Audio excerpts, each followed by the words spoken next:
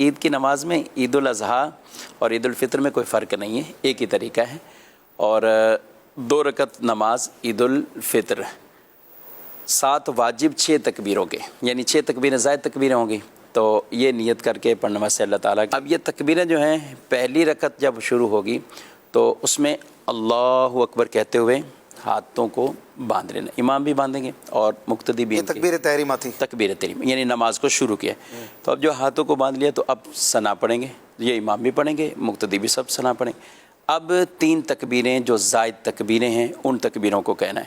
اب جب ان کا 3 تکبیریں ہیں تو ان 3 تکبیروں میں 2 تکبیروں میں ہاتھ چھوڑیں گے اور تیسری میں باندھیں گے، یعنی اللہ اکبر یہ ہاتھ ہم نے چھوڑ دیے، اللہ اکبر دوسری تکبیر ہاتھ چھوڑ دیے.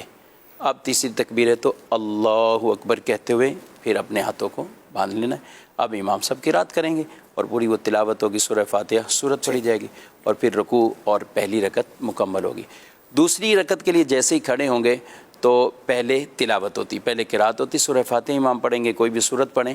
اب جب سورہ فاتحہ بھی پڑھ لی، بالفرض سورہ اخلاص تھی تو وہ سورہ اخلاص بھی پڑھ لی، تو اب 3 تکبیریں کہنی، جو 3 تکبیریں زائد ہیں ان کو اللہ اکبر کہتے ہوئے ہاتھ چھوڑنا ہے. پہلی تکبیر، دوسری تکبیر اللہ اکبر پھر ہاتھ چھوڑ دینے، تیسری تکبیر اللہ اکبر ہاتھوں کو چھوڑ دیا. ان دوسری رکعت کی تینوں تکبیروں میں ہاتھ چھوڑنے. اب رکوع کی تکبیر کہتے ہوئے رکوع میں چلے جانا ہے.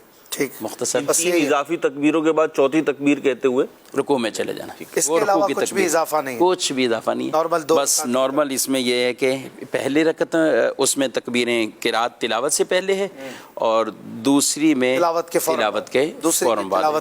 فوراً بعد. بعض اوقات یہ نا مقتدی جو پیچھے سے آ رہے ہوتے ہیں نا، مقتدی پیچھے سے آ رہے ہوتے ہیں، اگر امام نے تلاوت بھی شروع کر لی ہے تو یہ شخص اپنی تکبیریں کہہ لے.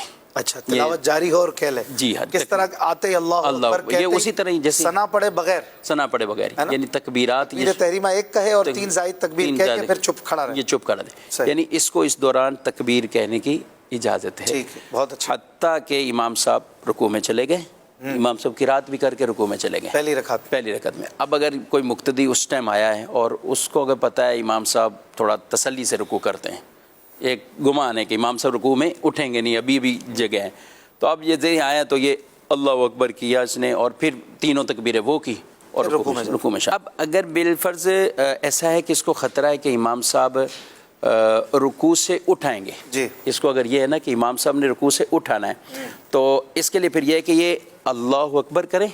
اور یہ ویسے بھی مسئلہ سمجھنا چاہیے ناظرین کرام، جب امام صاحب رکوع میں ہوں تو پھر ہمیں ہاتھ باندھنے کی ضرورت نہیں ہوتی. ہم جماعت میں جب شامل ہوتے ہیں نا اللہ اکبر اور اللہ اکبر، اب ہم ساتھ رکوع میں شامل ہو جائیں اس وقت. اب امام اگر پہلے سے رکوع میں تو یہ اللہ اکبر کرے اور پھر ساتھ ہی رکوع کی تکبیر کہتے ہوئے رکوع میں چلے جائیں اور رکوع میں تکبیریں کہیں.